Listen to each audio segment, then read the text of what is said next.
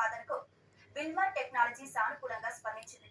Data సెంటర్లు, IT కంపెనీల ఏర్పాటుకు ఏపీ అనుకూలమని సింగపూర్ పారిశ్రామికవేత్తలకు చంద్రబాబు స్పష్టం చేశారు.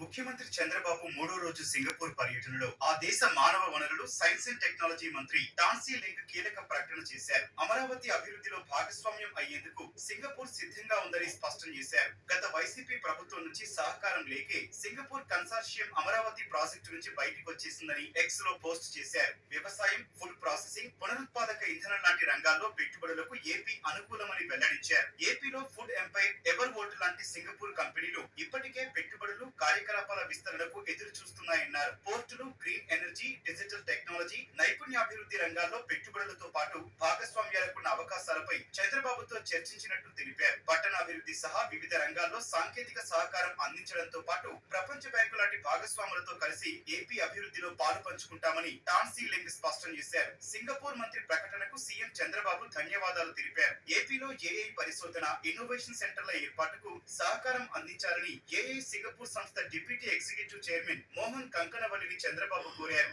ఏపీలోని వర్సిటీలు, పరిశోధనా సంస్థలతో సింగపూర్ భాగస్వామిగా పనిచేయడానికి ప్రాధాన్యతనివ్వాలన్నారు. SIA engineering company senior vice president Ng Jan Livin Wilian తో సీఎం సమావేశమయ్యారు. ఎంఆర్ఓ విధానం ద్వారా కొత్తగా నిర్మించే విమానాశ్రయ ప్రాజెక్టులో భాగస్వామి కావాలని ఆహ్వానించారు. దీనికి సానుకూలంగా స్పందించిన జాన్ లిన్ త్వరలోనే ఏపీకి తమ కంపెనీ ప్రతినిధులను పంపిస్తామని చెప్పారు. రైతులకు విలువ ఆధారిత మార్కెట్ ను కల్పించేందుకు ఫుడ్ ప్రాసెసింగ్ లో సహకరించాలని చంద్రబాబు చేసిన ప్రతిపాదనకు విల్మర్ టెక్నాలజీ సానుకూలంగా స్పందించింది. నగరాభివృద్ధి, వాణిజ్య సదుపాయాలు, మౌలిక వసతుల రంగాల్లో అంతర్జాతీయ స్థాయి గుర్తింపు పొందిన వివిధ సంస్థల ప్రతినిధులతో సీఎం సమావేశాలు నిర్వహించారు. కెపెల్ కార్పొరేషన్ ఎగ్జిక్యూటివ్ డైరెక్టర్ లిమ్ యాంగ్ వీతో జరిగిన భేటీలో అమరావతి అభివృద్ధిపై ప్రధానంగా చర్చించారు. రాష్ట్రాభివృద్ధి కోసం విశాఖను గ్రోత్ ఇంజిన్ గా మార్చే లక్ష్యంతో ఐటీ, వాణిజ్యం, గృహ నిర్మాణ రంగాల్లో ప్రాజెక్టుల అభివృద్ధికి కెపెల్ ను ఆహ్వానించారు. సింగపూర్ ఇన్వెస్ట్మెంట్ కార్పొరేషన్ సంస్థ చీఫ్ ఇన్వెస్ట్మెంట్ ఆఫీసర్ బ్రాన్ యోను కలిసిన సీఎం వైద్య, విద్య,